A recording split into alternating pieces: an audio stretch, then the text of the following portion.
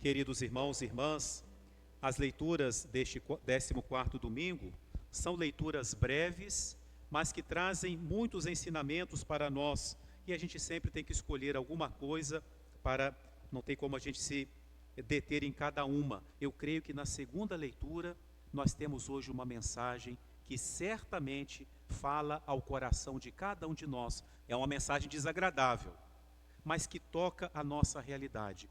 Hoje é uma passagem da carta de São Paulo aos Coríntios. O grande São Paulo, o grande pregador, fez não sei inúmeras viagens pregando o evangelho, foi preso, naufragou, foi chicoteado, foi caluniado, perdeu tudo o que tinha, ficou doente várias vezes, teve que fugir, até que chegou em Roma e lá foi assassinado. Esse grande homem, Deus fez a ele revelações que não fez a ninguém mais. Deus levou Paulo no céu ainda em vida. Então esse homem, nós poderíamos dizer, é um homem impecável, é um homem instrumento de Deus. E o que é que esse homem, que realmente era instrumento de Deus, através de quem Deus agia, o que é que ele fala para nós hoje? Ele fala assim: foi espetado na minha carne um espinho. E depois usa outra figura de linguagem: é um anjo de Satanás que me bate no rosto, que me esbofeteia. Então ele usa duas comparações: o espinho na carne. Um espinho não corta um pedaço nosso, né? Não nos mata, mas o espinho dói. E ele não precisa ser muito grande, não. E às vezes, quanto menor, quanto mais pontiagudo, mais ele dói. Um espinho dói. Um espinho na nossa carne dói. Depois, bater no rosto.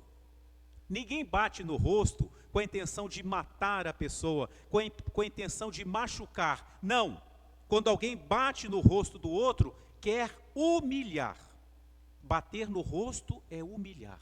Então, esse homem, esse gigante da fé, Paulo diz: eu tenho um espinho na minha carne. Eu tenho algo que é como um tapa no meu rosto, que me humilha.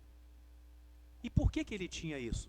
Ele fala aqui: para que a extraordinária grandeza das revelações que Deus me deu não me ensoberbecesse, não me tornasse uma pessoa vaidosa, para que eu não me exalte demais. Deus permitiu isso em mim. Deus não amava Paulo? Amava muito. E porque o amava, não queria que ele se tornasse uma pessoa soberba. Então, Deus revelou para ele coisas maravilhosas. Olhem as cartas de Paulo. Mas, ao mesmo tempo, Deus dizia: Paulo, não se esqueça do que você é. Sabe o que quer dizer o nome Paulo? É um nome latino. Paulus quer dizer pequeno. E ele era baixinho mesmo. E Deus queria que ele se lembrasse que ele era pequeno. Você pode ter pregado o evangelho. Você pode ter ido ao céu. Mas você continua um ser humano. E ele então tinha algo que lembrava isso. O que era? Alguns acham que era uma doença, que era uma limitação física. Muitos acham que era alguma tentação que ele sofria, alguma adversidade que ele enfrentava. Não sabemos exatamente o que era. Mas ele fala para nós: eu não sou um ser perfeito. Eu tenho uma fraqueza. Eu tenho uma limitação que me humilha. Quase que ele está dizendo para nós: eu não queria que ninguém soubesse, mas eu não posso esconder, eu sou fraco. E ele repete várias vezes aqui, né? Me alegro da minha fraqueza. Ele entendeu.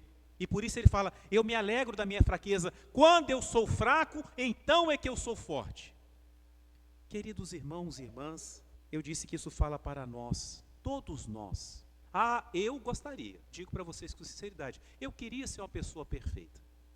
Eu queria acertar em tudo que eu faço. Eu não queria nunca que nenhuma das minhas ações fossem reprovadas. Eu não queria nunca voltar a cometer os mesmos erros. Quem é que não tem no coração esse desejo? Eu não queria errar. Eu queria muito que aquilo que eu me proponho, que eu realizasse sempre, e que não que eu realizasse uns dias e depois voltasse à mesma situação. E nós não conseguimos isso. Por quê? Porque nós também temos esse espinho na nossa carne. Essa situação concreta na nossa vida que a gente não consegue vencer, que sempre volta e que quer nos dominar, sempre vai te lembrar: olha, não se esqueça de quem você é. Já imaginaram se nós fôssemos perfeitos? Certinhos, nunca erramos, tudo que eu faço sai certinho. Como é que eu lidaria com uma pessoa que fosse imperfeita? Se com os meus defeitos, às vezes eu já desprezo alguém, imagine se eu não tivesse defeito, se eu olhasse para mim e falasse, na minha vida não tem nada que possa ser reprovado, como que eu lidaria com as pessoas que erram? Qual a misericórdia que eu teria? Não é? Mas São Paulo, diante das fraquezas, ele falou assim, Senhor, tira isso de mim, tira essa fraqueza, arranca esse espinho da minha carne. Deus falou para ele, não, eu não vou arrancar, você precisa dele, mas saiba que te basta a minha graça.